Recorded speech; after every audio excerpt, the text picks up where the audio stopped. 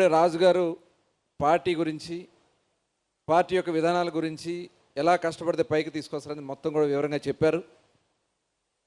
మరి మనందరూ తెలుసు, మన మచిలీపట్నమే దానికి ఉదాహరణ. నేను కాదు, మావయ్య గారు ఇంట్లో ఎమ్మెల్యేగా గెలిచి ఇంట్లో కూర్చుంటే పిలిచి మంత్రి పదవి ఇచ్చినటువంటి పార్టీ తెలుగుదేశం పార్టీ.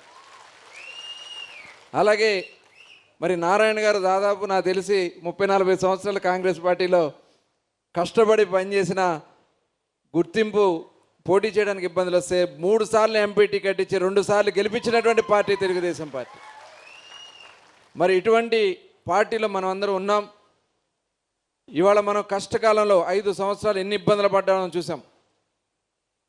మరి ముఖ్యంగా మన నాయకులు నారా లోకేష్ గారు అనేక అవమానాలు, అనేక ఇబ్బందులు, ఎన్ని అవమానాలు పడ్డారంటే ప్రతి ఒక్కరూ మాట్లాడేది, ప్రతి ఒక్కరూ కూడా చాలా అవమానకరంగా, అంటే ఇంకొకళ్ళైతే నీరు గారిపోయి ఇంట్లో కూర్చునేవాళ్ళు. కానీ ధైర్యంతో, మొక్కవనటువంటి ధైర్యంతో ముందుకు నడిచి యువగళం పాదయాత్ర ద్వారా ఇవాళ మళ్ళీ మన తెలుగుదేశం పార్టీ అధికారంలోకి వచ్చిందంటే దానికి కారణం నారా లోకేష్ గారు.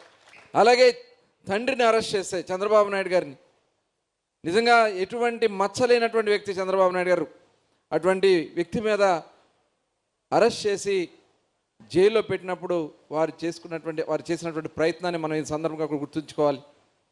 అలాగే మన కోసం ఆ తల్లి, మహాతల్లి నారా భువనేశ్వర్ గారు న్యాయం గెలవాలని మన పోలాడి కోన గ్రామానికి వచ్చి సభ నిర్వహించినటువంటి విషయాన్ని కూడా ఈ సందర్భంగా ఒకసారి బోనమ్మ గారికి కూడా మనం గట్టిగా ఒకసారి కర్తవ్యం తెలియజేసుకుందాం.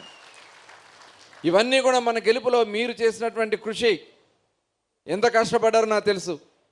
నన్ను అనేక సార్లు అరెస్ట్ చేయడానికి, మర్డర్ కేసులో అరెస్ట్ చేసినప్పుడు కోవిడ్లో ఉన్న లెక్క చేయకుండా బయటకు వచ్చి నిలబడ్డారు. అలాగే చాలాసార్లు అతన్ని ఏదో తాపి తీసుకొచ్చి ఎవడో ఏదో చేస్తే దాని మీద మన మీద కేసు కట్టి అరెస్ట్ చేయాలని ప్రయత్నం చేసినప్పుడు మీరు నిలబడినటువంటి విధానం, అర్ధరాత్రి తీసుకెళ్ళి నాగాయలంక, మరి పెడన కాన్స్టిట్యున్సీలో మారుమూల ప్రాంతాల్లో తీసుకెళ్ళి అర్ధరాత్రులు తిప్పితే వెంటపడి పరిగెత్తినటువంటి ప్రతి ఒక్క కార్యకర్త, ఆడబిడ్డలు బట్టలను వాళ్ళ మీద ఇబ్బందులు పడుతున్నా కూడా లెక్క చేయకుండా నిలబడినటువంటి నియోజకవర్గం తెలుగుదేశం పార్టీ మచిలీపట్నం నియోజకవర్గ కార్యకర్తలను కూడా ఈ సందర్భంగా మీకు నేను తెలియజేస్తా ఉన్నాను. ఖచ్చితంగా ఇవాళ వాళ్ళకు నిజంగా ఇలాంటి సమావేశాలు మేము చాలా సమావేశాలు పెట్టాం, కానీ ఈ విధంగా ఒక కార్యకర్తల కోసం మొట్టమొదటిసారి ఒక నాయకుడు వచ్చి ఈ రకంగా నిలబడి మన కోసం చేసినటువంటి నారా లోకేష్ గారికి ఒకసారి గట్టిగా మనం అందరం కూడా కర్తవ్యంతో స్వాగతం తెలియజేసి వారిని మాట్లాడవలసిందిగా కోరుతా ఉన్నాం.